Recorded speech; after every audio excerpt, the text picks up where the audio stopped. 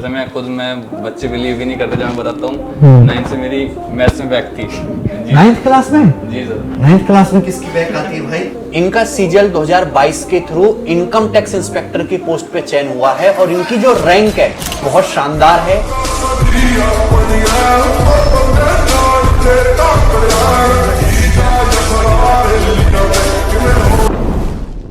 Hello दोस्तों, नमस्ते भाई। आज बहुत दिनों के बाद मैं एक सिलेक्टेड स्टूडेंट से मुलाकात कर रहा हूं अपने स्टूडियो पे। हमारे साथ हैं आज हिमांशु शर्मा जी। इनका सीजीएल 2022 के थ्रू इनकम टैक्स इंस्पेक्टर की पोस्ट पे चयन हुआ है और इनकी जो रैंक है वो बहुत शानदार है। हालांकि ऐसे जिले से आते हैं जहां रैंक नहीं, गोला बारूद गैंगस्टर वगैरह निकलते हैं। मुजफ्फरनगर से, वहां पे क्राइम वाली बहुत वेब सीरीज भी बनी है। तो एक जो है क्रिमिनल टाइप का जिला था, हालांकि अब तो वहां पे काफी माहौल सुधर गया है। तो मुजफ्फरनगर से भाई, इनकी एसएससी सीजीएल में 55 रैंक है ऑल इंडिया में और ये इनका दूसरा अटेम्प्ट था। इनका दूसरा अटेम्प्ट था। सीजीएल 2021 में भी इनका सिलेक्शन हुआ था एनटीए की पोस्ट पे, तो उन्होंने वो ज्वाइन नहीं किया, एक्सटेंशन ले लिया। अब जो है 2023 में इन्होंने फॉर्म फिल किया था, जैसे कि हर बच्चा फॉर्म फिल करता है, लेकिन अच्छी बात यह है कि इन्होंने उसका पेपर ही नहीं दिया और कोई सीट वेस्ट नहीं करी। तो हम जानेंगे इनसे पूरी तैयारी के बारे में कि इन्होंने कहां से तैयारी की, कैसे उनको मोटिवेशन मिला, कैसे सीजीएल के बारे में पता चला और नए पैटर्न के हिसाब से, क्योंकि 2022 में ही इनका सिलेक्शन हुआ है, पैटर्न चेंज हो जाने के बाद आपको कैसे तैयारी करनी चाहिए। तो सबसे पहले हिमांशु जी, अपने बारे में बताओ, अपनी स्कूलिंग के बारे में, अपने बैकग्राउंड के बारे में और आपको सीजीएल के बारे में कैसे पता चला। जी सर, मैंने जैसे 10th 12th तो मैंने अपने लोकल सिटी से ही किया है, मुजफ्फरनगर से ही। ग्रेजुएशन में मैंने बीसीए किया है, वो भी मुजफ्फरनगर में एसडी कॉलेज है, वहीं से ही किया है। तो पूरी पढ़ाई आपकी जिले से हुई है, लोकल में? लोकल में। हाँ। और फिर मैंने एसएससी 12th के बाद नहीं होता कि मतलब करियर में आगे क्या करना है। मुझे तो खैर बीटेक करनी थी, पर वो कर नहीं पाए, मतलब सिचुएशन सी कुछ ऐसी थी। तो फिर 12th के बाद जैसे मतलब सर्च किया कि क्या क्या ऑप्शन है, तो मतलब पेरेंट्स की तरफ से रहता है कि गवर्नमेंट जॉब। तो इसलिए मैंने देखा, तो एसएससी के में काफ़ी पोस्ट जो मतलब जॉब वगैरह होते हैं गवर्नमेंट वगैरह, तो मैंने फिर देखा, तो फिर मैंने बस इसी को टारगेट किया था कि सीजीएल को ही मैंने करना है। पोस्ट हालांकि मैंने तैयारी एमईए के लिए की थी, पर वो भी किसी सिचुएशन की वजह नहीं चूज़ कर पाए, इसलिए आईटीआई फिर लिया मैंने। अच्छा, तो आपने खुद रिसर्च किया एसएससी के बारे में। तो एसएससी के अलावा जैसे हमारे इसमें यूपी पुलिस का, पटवारी का बहुत क्रेज है यूपी में, और इसके अलावा और भी बैंकिंग का पेपर है, सीडीएस का पेपर है, डिफेंस का, रेलवे का पेपर है। ये आपने इसके अलावा और कोई एग्जाम नहीं दिया सीजीएल के अलावा? सर, मैंने रेलवे का दिया था, एनटीपीसी का जो 2019 वाला था, उसमें हो गया था, पर मैंने उसे भी ज्वाइन नहीं किया। अच्छा, सीजीएल के अलावा सीएचएसएल का, एमटीएस का, सीपीयू का, ये वाला पेपर नहीं दिया कोई? फिल किए थे सर मैंने, मतलब सीएचएसएल तो वही था, बस लास्ट टाइम ही होता है 21 वाले में, पर मैं उसमें डीवी में नहीं गया था, मतलब उसमें सिलेक्शन हो गया था, बस डीवी रह गया था, डीवी में नहीं गया था मैं। एमटीएस में भी हो गया था, उसमें भी मैं डीवी के लिए नहीं गया था, बस फिर यही हुआ था, मतलब 21 वाले का और ये 22 वाला। 21 और 22 वाले में दोनों? जी सर। इसके अलावा आगे का क्या टारगेट है? सर यूपीएससी का पूरा टारगेट है।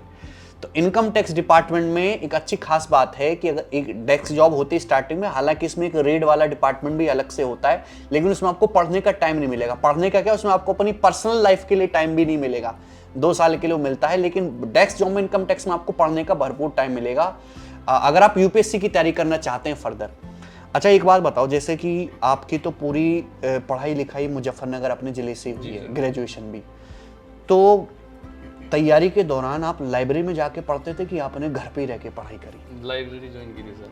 आपके जिले में लाइब्रेरियां हैं? जी सर। तो उसमें माहौल है स्टूडेंट्स का पढ़ने का? जी सर, मैंने माहौल की वजह से ही लाइब्रेरी ज्वाइन की थी। एक लाइब्रेरी में नॉर्मल कितने स्टूडेंट्स होते हैं? हमारे में लगभग 60+ सीट्स थी, 60 के आसपास, 60-70 अप्रोक्स। 60-70। तो ये जो लाइब्रेरी आजकल, क्योंकि हमारे शहर में भी, बुलंदशहर में भी, हर छोटे शहर में आजकल लाइब्रेरी खुल गई है, इसमें वाईफाई की सुविधा भी थी? जी, इंटरनेट सभी थी, मतलब न्यूज़पेपर वगैरह, इंटरनेट वगैरह सब फैसिलिटी। Newspaper, internet? जी सर। और क्या चार्ज था उनका?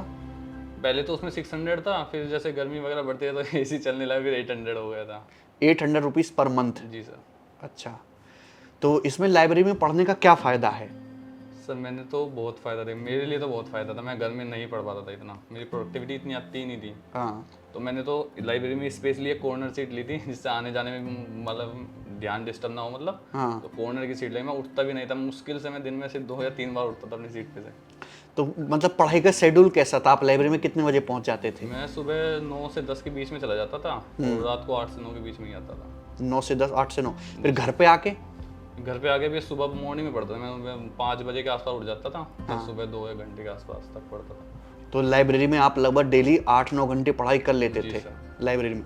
आजकल ना लाइब्रेरी बहुत बड़ा अच्छा साधन है पढ़ाई करने का सही से। छोटे शहरों में खास करके घर पे इतना माहौल नहीं मिल पाता। हाँ, क्योंकि छोटे शहरों में कभी कोई आता रहता है, कभी कोई आता रहता है, मतलब पड़ोसी के लोग आ जाएंगे, आज घर में कौन सी सब्जी बनी है ना, कभी लड़ाई भी हो जाएगी तो पूरा मोहल्ला एक साथ इकट्ठा हो जाएगा। तो ये वाला माहौल छोटे शहरों में बहुत रहता है। लेकिन आजकल मैं सभी जगह देख रहा हूँ कि लाइब्रेरी बहुत खुल गई है। हालांकि लाइब्रेरी की साइज बहुत बड़ा नहीं है, हर लाइब्रेरी में 100, 150, 200 के आसपास स्टूडेंट रहते हैं। लेकिन मुझे कहीं ज्यादातर यही लगता है कि घर से कहीं ज्यादा अच्छा माहौल लाइब्रेरी में मिल जाता है एक स्टूडेंट को पढ़ने का। लाइब्रेरी में जाके पढ़िए। टाइम देखिए हर स्टूडेंट का अलग अलग हो सकता है। जैसे हमारे पास तो बहुत सारे टॉपर हैं, वो बताते हैं कि हम रात में पढ़ते थे, पूरी रात पढ़ते हैं। लेकिन दिन में भी आप पढ़ोगे लाइब्रेरी में, डेली 8 से 9 घंटे का आउटपुट जो है आपका मिलना चाहिए। तो अब रात में ज्यादा पढ़ाई नहीं करते थे? No sir. अच्छा, ये जो लाइब्रेरी 24 घंटे ओपन रहती है? जी सर, हमारे तो ऑलमोस्ट 24 घंटे की थी। 24 घंटे। तो लाइब्रेरी में जो क्राउड था तैयारी करने वाला, वो सीजीएल का था या अलग अलग एग्जाम का बटा हुआ था? मतलब 70% के आसपास तो एसएससी के ही स्टूडेंट थे। बाकी ये है कि मान लो जैसे यूपी में कोई वैकेंसी निकल तो यूपी का क्रेज ज़्यादा हो जाता है बच्चों में। स्टेट एग्जाम का क्रेज हमेशा ज़्यादा होता है। जी। हरियाणा में भी ऐसा ही, राजस्थान में तो और ज़्यादा है। जी। अच्छा, तो सारे एग्जाम्स की तैयारी करने वाले बच्चे थे? जी सर। लगभग। तो ये बताइए कि उसमें हमारी वीडियो कितने लोग देखते थे जो एसएससी की तैयारी करते थे? मैं तो सब जितनी बार भी मतलब लाइब्रेरी में घूमा हूँ 50 मतलब ऑलमोस्ट 60-70% स्टूडेंट के उस स्क्रीन पे आपकी वीडियो ही चलती रहती थी मैथ्स के लिए। तो जीरो टू हीरो। जी सर। अच्छा, अब आप ये बताओ कि आपने सीजीएल में आपका मैथ्स का डर था कोई? जी सर, मतलब इतना नहीं था, पर मैं लगभग एवरेज सही था, ऐसा कोई खास नहीं था, पर हाँ डर तो था मैथ्स का डर था। तो आपने अपना मैथ्स कैसे प्रिपेयर किया और कैसे तैयारी करी मैथ्स की? मैथ्स तो सर बस मैंने बैच ही लिया था बस, और तो कुछ नहीं करा। और प्रीवियस ईयर बुक लगाई थी, सिर्फ 1 टाइम ही लगाई थी मैंने। उसके बाद सिर्फ मॉक लगाई या फिर अपने नोट्स को जो बनाए थे मैंने क्वेश्चन उनका रिवाइज किया। अच्छा, नोट्स आपने पूरे तैयार करे थे एक सवाल का, एक कंसेप्ट का? और क्वेश्चन मुझे होता ही नहीं था।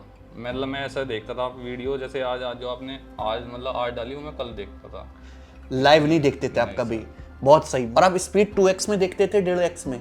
मैं नॉर्मल देखता था। मैं जैसे क्वेश्चन आता था पहले मैं खुद सॉल्व करता था, अगर मुझ पे नहीं हुआ तो फिर मैं आपका सॉल्यूशन देखता था। जीरो टू हीरो बैच आपने पूरा पढ़ा था, अरिथमेटिक एडवांस सब कुछ? जी सर। तो आपने उसमें जो सवाल आपको अच्छा लगता था उसी के नोट्स बनाए? जी सर। और कंसेप्ट सारे लिखते थे? जी सर। कंसेप्ट्स के लिए मैंने अलग कॉपी बना रखी थी। एक उसमें जैसे ज्योमेट्री काफी लंबी थ्योरी है, हाँ। तो कंप्लीट एक अलग कॉपी में बना रखी थी। जैसे मैं डेली 15-20 मिनट में डेली एक बार रीड सी कर लेता था हर एक उसके, इस तरीके से। हाँ, तो वही है ना कि नोट्स बहुत इंपॉर्टेंट है। हर स्टूडेंट को अपने नोट्स खुद से बनाने चाहिए। हालांकि आजकल मार्केट में क्लास नोट्स वगैरह आने लगे, लेकिन उससे कहीं ज्यादा प्रिपरेशन बढ़िया है कि आप खुद के सेल्फ नोट तैयार करो। हर टॉपर खुद के सेल्फ नोट्स जो है तैयार करता है और उसको फाइनल टाइम में रिवाइज भी करता है। जैसे ज्योमेट्री में तो 200-250 से भी ज्यादा डायरेक्ट फॉर्मूले हैं और अंदर गहरी बातें तो पता ही नहीं कितनी है। तो आप उसको तभी याद रख सकते हो जब आप एक अलग से सेपरेट कॉपी बनाओ और उसका बार बार रिवीजन करते रहो। और मैं तो हमेशा कहता हूं कि एक बार किसी बच्चे ने जीरो टू हीरो बैच लगा लिया, प्रीवियस ईयर के सवाल मन करा तो लगाए, नहीं मन करा तो नहीं लगाए, और आप केवल मॉक टेस्ट दो तो भी आपका जो है 100% स्कोर पॉसिबल है गणित में। हिमांशु, बात सही है कि नहीं? बिल्कुल सर। आपको अगर एक बार बैच कंप्लीट कर लिया तो मुझे लगता नहीं कि प्रीवियस ईयर की लगाने जरूरत भी है। मतलब कंप्लीट हो जाओ, उसमें कंप्लीट प्रीवियस ईयर ही होते हैं मैक्सिमम। हाँ, मैक्सिमम प्रीवियस ईयर होते हैं। जो है वो मॉक में आ जाता है, जब मॉक देता है बच्चा, जो एक सवाल नया बचता है वो मॉक टेस्ट में मिल जाता है। तो मैं तो यही कहता हूँ कि केवल जीरो टू हीरो बैच पूरा पढ़ो और मॉक टेस्ट दो, दैट्स इट। इसके अलावा कुछ भी करने की जरूरत नहीं है। सारा रिसर्च वाला काम हमारा है, क्योंकि उसमें आपको हर एक टाइप का सवाल मिल जाता है। यही खास बात है जीरो टू हीरो में। अच्छा, इसके अलावा जो मैथ्स तो आपका हुआ, आपने इंग्लिश की तैयारी कैसे करी? इंग्लिश, रीजनिंग और जीके की। रीजनिंग की तो आपको कोचिंग की जरूरत ही नहीं पड़ी होगी। रीजनिंग तो आप यूट्यूब वगैरह से मॉक टेस्ट से ही हो जाएगा। जीएस का कैसे किया आपने? जीएस मैंने कुछ जो पहले कोचिंग ली थी ना ऑफलाइन, कुछ मतलब ऐसे तो नहीं थे कंप्लीट सब्जेक्ट के थे, मतलब कुछ सब्जेक्ट के थे मेरे पास नोट्स, तो मैंने नोट्स से की थी और ल्यूसेंट पढ़ी थी। ल्यूसेंट मैंने सिर्फ 2022 के लिए पढ़ी थी। अच्छा, और 2021 में के लिए नहीं पढ़ी थी। तो 2021 में जीएस पढ़ी ही नहीं बिल्कुल? जीएस में मेरे इतना अच्छा स्कोर भी नहीं था उसमें। इसी वजह से मैंने 2022 में मतलब मेंस में भी आ गई थी, तो जीएस काफी इंपॉर्टेंट हो गई थी। हाँ, तो इसलिए मैंने ल्यूसेंट पढ़ी थी, और ल्यूसेंट में सच में बहुत बेनिफिशियल है। लूसेंट बेनिफिशियल है। पूरी आपने पढ़ी थी, जी उसमें तो पढ़ना कम रटने का काम ज्यादा है। हाँ वही है, जीएस में तो मोस्टली सब्जेक्ट यही है, पॉलिटी में आर्टिकल रट लो, ज्योग्राफी में माउंटेन्स वगैरह ये जो बच्चे हैं स्टैटिक जीके है और ये इतना सारा रटने का काम है, हिस्ट्री में पॉलिटी में आर्टिकल में बार बार भूल जाते हैं, तो इसको कैसे याद रखें? तो रिवीजन बार बार किताब से ही करें कि अलग से नोट्स बनाते चलें? नहीं, मैं पर्टिकुलर ना जैसे वो हाईलाइट कर लेता जैसे किताब में ही। जी सर, उनको रिवाइज करता था बार बार। अच्छा, मॉक टेस्ट का कितना रोल रहा? मॉक टेस्ट का तो सर सारा ही रहता है। मैंने सिर्फ दो ही चीज़ें फोकस करा, रिवीजन और मॉक टेस्ट। मैं रिवाइज मैंने ऑलमोस्ट मैथ्स के नोट्स 10 टाइम्स ना किए हूँ। 10 बार? जी सर। कंसेप्ट प्लस अच्छे क्वेश्चंस जी सर, दोनों ही। जी सर। मैं हमेशा ही कहता हूँ कि आगे पढ़ने से कहीं ज्यादा इंपॉर्टेंट है पीछे का रिवीजन करना। पीछे का रिवीजन नहीं करे, केवल आगे पढ़ते जा रहे हो, तो आप देखोगे पीछे का शिफ्ट डिलीट होता जा रहा है। डिलीट नहीं, शिफ्ट डिलीट। उसको रिस्टोर करना दोबारा पढ़ने के बराबर ही है। आगे का 1 घंटा पढ़ो तो पीछे का कम से कम 25 मिनट रिवीजन भी जरूरी है। यही कहानी चलती है ना पढ़ाई की। और जितना बार बार आप रिवाइज करोगे, ये केवल मैथ्स के लिए नहीं, मैथ्स में भी यही है, इंग्लिश में भी यही है, रीजनिंग में भी यही है, जीके में भी यही है। और मॉक टेस्ट जितना ज्यादा लगाओगे उतना ज्यादा आपको फायदा होगा। आपने कितने मॉक टेस्ट लगाए थे प्री से पहले? प्री से पहले तो सर मैंने काफी लगाए थे, ऑलमोस्ट 90 प्लस ना हो मेरे, 100 के आसपास मॉक टेस्ट। और मेंस में कितने मॉक टेस्ट लगाए थे? मेरे थे कंप्लीट वाले, बाकी ये थी मैं सेक्शनल भी देता था। जैसे मैथ्स में स्पीड की बहुत जरूरत थी तो मैं सेक्शनल देता था। रीजनिंग में, मैथ्स और रीजनिंग में मैंने बहुत सेक्शनल भी दिया है। सेक्शन फर्स्ट जो था वो ज्यादा अटेम्प्ट? जी सर। ओके। तो मैथ्स में और इसमें आपका स्कोर कितना रहा? मैथ्स में मेरा अधिकतर तो ऐसे ही रहता था कि मतलब 46 48 मतलब इस टाइप में रहता था। अभी फाइनल एग्जाम में कितना आया स्कोर? फाइनल में मेरा बस एक क्वेश्चन छूटा था, 87 थे, एक क्वेश्चन छूट गया था बस। एक क्वेश्चन। और रीजनिंग में? रीजनिंग में थे मेरे 84 थे आई गेस। 84 थे, 2 क्वेश्चन छूटे से? जी सर, गलत हो गए थे मतलब। गलत हो गए थे? ओके। तो ओवरऑल आपका कितना स्कोर बना है? मेरा 349 समथिंग है, मतलब 350 के अप्रोक्स। 390 में से 350 के आसपास स्कोर किया है। भाई की 55 रैंक आई है। हमसे बालक ये पूछते हैं कि सर 390 में से 250 के आसपास स्कोर बन रहा है, कुछ हो जाएगा क्या? तो ऐसे बच्चों के लिए क्या सलाह है? टारगेट कितना रखना चाहिए आज के हिसाब से? अगर जनरल हो तो 320 तो मिनिमम है, मिनिमम। अगर आपको टीए की पोस्ट भी लेनी है तो 320। मतलब 400 के आसपास आपका टीए 2 है मेंस, और 400 में से 320 नंबर लाओगे तो 80%, मिनिमम 80% आपका स्कोर होना चाहिए। तब आप कोई उम्मीद कर सकते हो, उम्मीद के आसपास पहुंचोगे। गारंटी अभी भी नहीं है। 390 में से जब आप 320 को क्रॉस करोगे, 325 328 330, तब आपका कहीं सिलेक्शन के चांस बनते हैं। ये है। तो आजकल कंपटीशन बहुत ज्यादा बढ़ गया, और ये कंपटीशन केवल एसएससी की मार्केट में ज्यादा है कि एसएससी का पेपर हो गया थोड़ा सा डाउन, कट ऑफ बढ़ गई है बहुत ज्यादा है। बैंकिंग वगैरह में ऐसा नहीं है। बैंकिंग का पेपर का आज भी लेवल ठीक है, तो कट ऑफ भी थोड़ी ठीक ठाक ही रहती है। अच्छा, कुछ क्वेश्चन है जो बच्चों ने हम भेजे हैं, मैं आपसे पूछूंगा। करंट अफेयर में रटने वाला पोर्शन, इसको डेली पढ़ते थे कि टाइम टू टाइम देख लेते थे? करंट अफेयर मैं ऐसा करता था कि डेली मतलब ऐसे देखता था जो 10 ज़्यादा 10 या 15 मिनट की वीडियो हो, बस डायरेक्ट क्वेश्चन हो।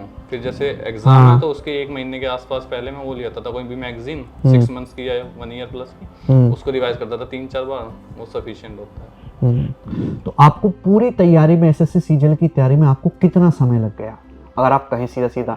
और एक बिलो एवरेज बालक, क्योंकि आजकल ज्यादातर बिलो एवरेज ही आ रहे हैं, उनको एक नॉर्मल कितना समय लग जाएगा एसएससी सीजीएल की तैयारी में?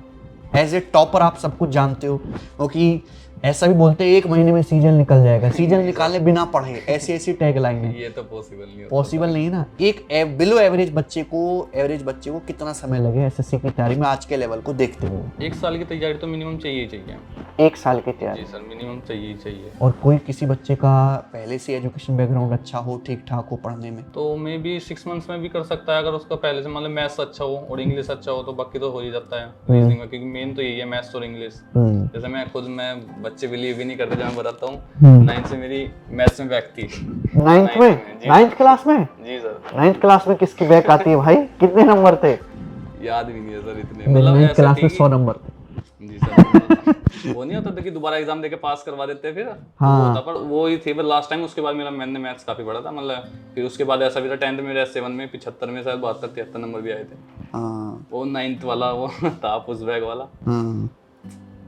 मतलब किसी का अगर बहुत खराब भी रहा है पुराने में तो वो ठीक कर सकता है पढ़ के। बहुत बच्चे मतलब एसएससी सीजीएल से ना बच्चे डरते बहुत है। मैंने लाइब्रेरी में कहता था, मैं बात बच्चे मतलब जो स्टेट की तैयारी करते तुम अगर सीजीएल की करो डायरेक्ट, ये तो वैसे भी हो जाएंगे कवर। हाँ हाँ, तो डरते नहीं भैया सीजीएल कहाँ हो जाएगा, सीजीएल तो बहुत हार्ड हाँ ये भी है। मैं भी समझाता हूँ कि आपने ग्रेजुएशन कर रखी है, आप टारगेट ही एमटीएस का, यूपी पुलिस का बना के बैठो, आप सीजल का टारगेट बना के बैठो, उसके हिसाब से पढ़ाई करो। सीजल ना हुआ तो ये तो अपने आप हो ही जाने हैं। बच्चे समझते नहीं, वो सबसे नीचे ही बैठे रहते हैं और उसके चक्कर में कुछ भी नहीं होता, क्योंकि जिसने सीजल की तैयारी कर रखी है वो भी तो देगा ना, एमटीएस का फॉर्म भरेगा ना, वो भी यूपी पुलिस का भरेगा ही, रेलवे का भरेगा ही, तो आपको कैसे आगे निकलने देगा ये तो है ही। अच्छा, मल्टीपल बुक्स पढ़ना ज़्यादा बेनिफिशियल है कि एक ही बुक्स का या एक ही नोट्स का बार बार रिवीजन करना? सिंगल बुक जितनी बार रिवाइज कर लो उतना अच्छा है। एक ही बुक लो, प्रीवियस ईयर की एक ही किताब खरीद ली और उसी को लगाओ कई बार। जी सर। नोट्स आपने बना ले, उन्हीं नोट्स का बार बार रिवीजन करो। ज़्यादा जो है जगह जगह भटकने की जरूरत नहीं है हर सब्जेक्ट के लिए। अच्छा, न्यू पैटर्न के हिसाब से जो भी पैटर्न चेंज हुआ है, प्री तो क्वालिफाइंग हो गया, आपको लगता है कि जो न्यू पैटर्न है वो ज़्यादा ठीक है पुराने वाले से, या पुराने वाला ही ज़्यादा बेटर था? और जो अब मेंस हो रहा है 390 का, इसमें जीएस का वेटेज भी है, इंग्लिश का वेटेज सबसे ज़्यादा है, तो नए बच्चों को क्या गाइडेंस देना चाहोगे आप? नए में एक फायदा है, जिनकी मैथ काफी ना, पहले बच्चों की मैथ्स इतनी स्ट्रॉन्ग नहीं होती थी, अब मैथ्स का लेवल काफी कम कर दिया कि 30 ही क्वेश्चन है, तो उनके लिए फायदा है। जैसे कोई बायोलॉजी के से बच्चा आया हुआ है उनके लिए काफी फायदा है। पहले एज तो मिलता था साइंस साइड वालों को, जो बीटेक वालों को, कि मैथ्स जो है मैथ्स के 100 क्वेश्चन मतलब काफी हाई कर देवे, काफी डिफरेंस पैदा हो जावे, तो उनके लिए तो फायदा है। उनके लिए फायदा है जी सर। तो अभी वाला पैटर्न सभी के लिए आपके हिसाब से इक्विवेलेंट है, चाहे आर्ट साइड हो, बायोलॉजी वाला हो, और ये पैटर्न आगे सस्टेन होना चाहिए। बाकी जीएस है वो तो डिसाइडिंग फैक्टर है ही उसका तो कुछ नहीं कर सकते। अच्छा, जीएस जो है मैंने ये भी देखा है कि जैसे जीएस मेंस में इंट्रोड्यूस हुई है तो बच्चे 6-6, 7-7 घंटे जीएस पढ़ रहे हैं, मैथ से ज़्यादा जीएस पढ़ रहे हैं। क्या जीएस को इतना टाइम देने की जरूरत है? इतना जो टाइम देने की 2 घंटे भी सफिशिएंट है अगर तुम्हें मेंस के लिए मतलब अच्छा लेवल स्कोर करना है। क्योंकि जीएस का तुम ये नहीं कह सकते ना कोई कि पर्टिकुलर एरिया है ये पढ़ लूँ मैं, इससे ये क्वेश्चन आ जाएंगे, वो तो वास्ट है, कितनी पढ़ लो उतना ही कम है। उतना ही कम है, जितना पढ़ लो उतना ही कम है। तो डेली अगर 2 घंटे जीएस पढ़ा जाए तो काफ़ी है जी, सफिशिएंट है 5-6 महीने की तैयारी तक। जी जी। और इंग्लिश भी डेली 2 घंटे पढ़ी जाए तो काफ़ी है। जी सर। ओके। अच्छा, जो आपने टाइम टेबल के हिसाब से पढ़ाई करते थे कि टास्क बांट रखा था कि आज तो सर एक दिन पहले मतलब मैंने डायरी बना रखी थी, मैं एक दिन पहले लिख लेता था कि मुझे कल का क्या क्या करना है टॉपिक वाइज ही। मान लो इंग्लिश में ये चैप्टर करना है, मैथ्स में ये वाला चैप्टर करना है, तो उन्हीं को पूरा करने की कोशिश करते थे बस। डायरी में पहले लिख लेते थे, जब टास्क हो गया तो उसको कट कर देते थे। जी सर। मैं भी सेम यही वाला काम करता हूँ।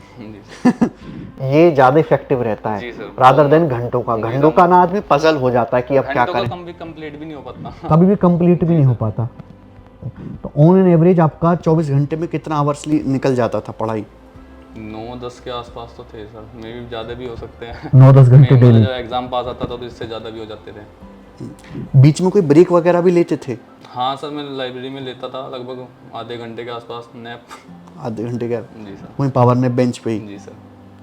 अच्छा, ऐसा भी होता है कि जैसे 10-12 दिन बहुत ज़्यादा पढ़ाई कर ली, 9-9, 10-10 घंटे डेली, कि अब 2 दिन कहीं घूम आते हैं या आज रहने देते हैं, आज रूम पे रह के सो जाते हैं, ऐसा करते थे? ऐसा तो नहीं हुआ, मतलब मैं ये करता, मतलब वो तो दिमाग थक जाता है, हर बच्चे दिमाग को थक जाता है, तो बीच बीच में मोटिवेशन की जरूरत है, एंटरटेनमेंट की जरूरत पड़ती है, वो कैसे करते थे? मैं तो लाइब्रेरी में, जैसे लाइब्रेरी में डेली ही जाता था। मान लो कभी ऐसा टाइम मतलब नहीं करा मन पढ़ने का तो कुछ वैसे देख ली कोई वीडियो मोटिवेशन टाइप या कुछ भी, मतलब मूवी देख लो चाहे, ऐसा तो कोई बात नहीं कि मोटिवेशन। पर लाइब्रेरी जरूर जाते थे? हाँ लाइब्रेरी जरूर जाता था। अच्छा जी सर। जैसे रीजन बनी रहे ना, फिर एक बार छूट जाए ना तो फिर अगर मान लो 2 दिन का गैप हो जाए फिर वो रीजन नहीं बन पाती थर्ड डे में, वो 3-4 दिन लग जाते हैं। तीसरे दिन भी दिमाग में आएगा कि आज, और वो रुक जाते हैं, मन नहीं करेगा। 3-4 दिन लग जाते हैं फिर वो सेट होने में।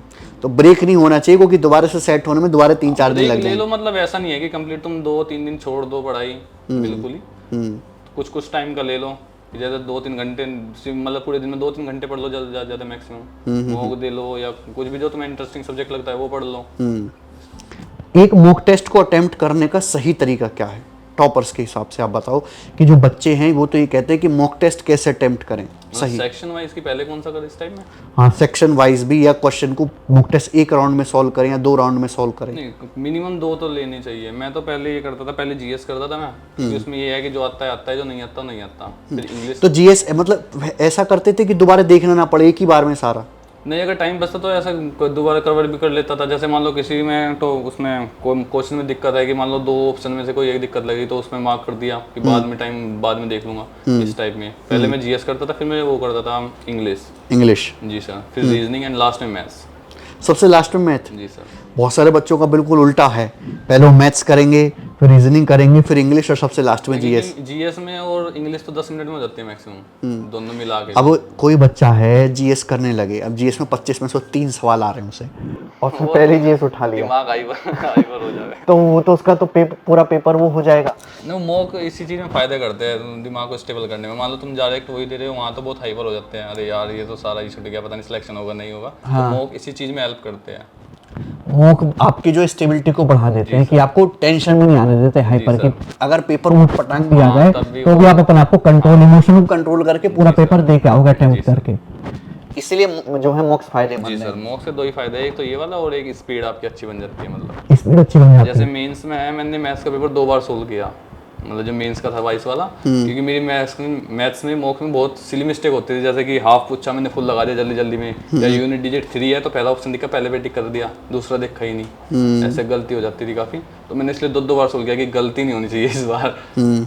इतनी स्पीड बन चुकी थी मेरी। हर मॉक टेस्ट सॉल्व करने के बाद उसको एनालिसिस भी करते थे? जी सर, मेरी 2021 में गलती यही रहती, मैं मॉक देता था और फिर मगर ये गलत है, ये देख लिया, छोड़ो, फिर नेक्स्ट पे। 2022 में मैंने एनालाइज काफ़ी अच्छे से किया, क्वेश्चन को लिखा। तो 2021 में मैं ऐसा करता था कि स्क्रीनशॉट ले लेता था। हाँ, तो वो कभी नहीं खुले हुए, स्क्रीनशॉट पे नुके नहीं रहे वो। अभी मैंने डिलीट मारे बस मीन्स के बाद, जब रिजल्ट आ गया था उनका कुछ जो तब लिख लो तो बेटर है। वही मैं कहता हूँ कि मोबाइल में जितना डाटा इकट्ठा करोगे ना, दुनिया भर के पीडीएफ और स्क्रीनशॉट, वो ना तो सही टाइम पे पाएंगे और ना वो कभी खुलेंगे। कभी नहीं खुलते वो आप खुद से नोट्स बनाओगे ना, कोई अच्छी चीज आपको मिल गई, कोई अच्छी ट्रिक मिल गई, कोई अच्छा सवाल आ गया, उसको तुरंत अपनी डायरी में लिख लो। जी सर। उसको आप जरूर खोल के देख लोगे, क्योंकि वो डायरी हमेशा आपके पास सामने दिखेगी और रहेगी। उसको रिवाइज कर लो जो भी क्वेश्चन तुम्हें लगता है। पर जो स्क्रीनशॉट है वो तो कभी कामयाब नहीं होते हैं, वो यूं फोन में रह जाते हैं। अच्छा, आपके सिलेक्शन में और आपकी तैयारी में सीरियस बात है, हमारा कितना रोल है?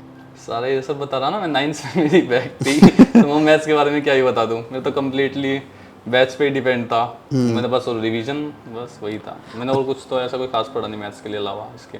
0 to हीरो के अलावा। अच्छा, ये जो बैच था हमारा 0 to हीरो, इस बैच की 3 खास बात कौन सी हैं जो आपको लगी? बच्चे ना ये कंफ्यूजन में रहते हैं, यार एक टीचर से पढ़ लूं, पता नहीं है सफिशिएंट होगा नहीं होगा। मैं तो मानता नहीं कि ऐसा कुछ होता भी। जो भी टीचर है वाला, सभी टीचर अच्छा ही पढ़ाते हैं अपनी तरफ से, तो पूरा ही देने की कोशिश करते हैं, तो सफिशिएंट है वो पढ़ना। और दूसरा आपके मोटिवेशनल डायलॉग बीच में। जी जी जी। हाँ, अच्छा, मैं जैसा आप तो रिकॉर्डेड क्लास देखते थे, तो मैं बीच कोई उल्टे सीधे कमेंट करता तो उसको डांट देता था बच्चे को। आप रिकॉर्ड देखते थे तो क्या वो इरिटेटिंग लगता था? नहीं सर, मतलब मुझे तो हंसी आती थी, मतलब अच्छा लगता था। मतलब बीच बीच में वैसे क्लास में जरूरी भी है, मतलब बच्चे बोर हो जाते हैं। मैं तो खैर मैथ से कभी बोर नहीं हुआ इतना। पर जैसे आपने बच्चे कहते थे सर मोटिवेशन दो तो आप कहते सांप से कटवा लो मोटिवेशन के लिए, तो अच्छा लगता था। अच्छा, अर्थमेटिक वाला पार्ट मैंने ज़्यादा एक्सप्लेन किया कि एडवांस मैथ वाला पार्ट? एडवांस ज़्यादा किया सर, अच्छे से एक्सप्लेन किया।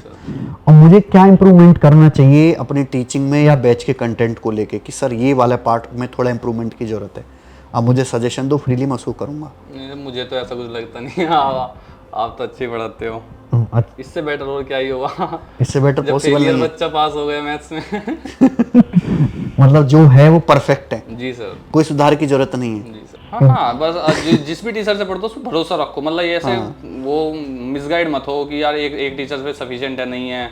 जिस पे है उस पर भरोसा रख के करो कि हाँ ये टीचर है तो इन पे सफिशिएंट है। कुछ बच्चे जो यूट्यूब पे टाइम बहुत वेस्ट करते हैं, एक इस टीचर की वीडियो देख ली, आधी चीज इधर से पढ़ी, पौना चीज इधर से पढ़ी, कंपाइल कुछ हुआ नहीं सीक्वेंस में, तो क्या उसका कुछ फायदा होने वाला है? नहीं, मुझे तो लगता नहीं उसको कोई फायदा। अगर तुम्हें प्रीवियस ईयर ही देखने हैं जो टीचर कराते हैं आजकल, तो पहले मॉक दे दो। अगर कोई नहीं हो रहा उससे तो उसका सोल्यूशन देख लो, तब भी नहीं हो रहा तो वीडियो देख लो। यूट्यूब वाली क्लासेस भी आप देख सकते हो, लेकिन जब आपने सिलेबस पूरा कर रखा हो और आपने मॉक टेस्ट लगा रखे हो, उसके बाद आप इधर उधर से क्वेश्चन पिक करके देखोगे यूट्यूब से, सोशल मीडिया से, तो ही फायदा होगा। अच्छा, जब आपने तैयारी शुरू करी थी तो ख्याल आया था कि कंपटीशन इतना ज़्यादा है कि हमारा सिलेक्शन कैसे होगा? कभी डीमोटिवेट फील हुआ कभी बीच में? वो सर होता है बीच बीच में, कभी डर लगता है कि यार पता नहीं होगा भी नहीं, पर उससे मतलब ये नेचुरल है हर बच्चे के साथ ही। ये हर जो कोई टॉपर होगा उसके साथ भी ऐसा ही होता है। उनको लगता है कि यार नहीं होगा, पर वो सिर्फ 1-2 दिन का रहता है, उसको इतना सीरियस लेने की जरूरत नहीं है, जर्नी का पार्ट ही है ये भी। तो ऐसा तो नहीं कि बीच में कि यार बहुत ही ज़्यादा मुश्किल है या किसी मौके में स्कोर कम आ गया हो कि हम इसको स्विच कर लेते हैं या कुछ इसके अलावा कुछ और भी सोच सकते हैं, ऐसा कभी दिमाग में आया या एक ही टारगेट एक क्लियर मेरा रखा? तो कभी नहीं आया सर ऐसा, मेरा टारगेट ही यही था CGL का, तो मेरा तो ऐसा कुछ नहीं हुआ कि मैंने मतलब एक बार भी नहीं सोचा कि छोड़ के कुछ और कर लेता हूँ, ऐसा कभी नहीं हुआ। तो ये जो नए बच्चे फ्रेशर और बिगिनर आएंगे अभी 2024 की तैयारी, 2023 के पेपर तो अब शुरू हो गए, अब 2024 के बच्चे तैयारी करने आएंगे, तो इन बच्चों को अगर इनका टारगेट SSC CGL है, फ्रेशर बच्चे हैं, इनको क्या सलाह देना चाहेंगे कि किस तरीके से तैयारी करें और अपना सिलेक्शन एक ही बार में लें? बस ये है कि अगर तुम तैयारी करते हो एक टारगेट बना लो, चाहे तो रैंक का टारगेट बना लो चाहे पोस्ट का टारगेट बना लो, वो ज़्यादा इफेक्टिव तैयारी होती है। जैसे मैंने 2021 में तो ऐसा था कि नौकरी मिल जाए बस यही बहुत है। 2022 में मैंने अपनी डेस्क पे लिखा था कि ये रैंक चाहिए मुझे, और पोस्ट भी लिखी थी। क्या लिखा था? ज़्यादा इफेक्टिव तैयारी होती है। रैंक तो 1 ही लिखी थी और पोस्ट ME की थी, मतलब ME के लिए तैयारी करनी थी मुझे, तो बस वो तैयारी उसी फिर हिसाब से लिख दी। जब डेली दिखता है तो उसी हिसाब से फिर तैयारी भी आपकी इम्प्रूव होती है। हिमांशु ने बहुत अच्छी बात की कि पहले ही अपना एक टारगेट बना लो कि मेरे को ये पोस्ट लेनी है और या फिर मेरे को ये रैंक निकालनी है। केवल ये टारगेट बनाओ कि मुझे SSC CGL निकालना है, नौकरी चाहिए।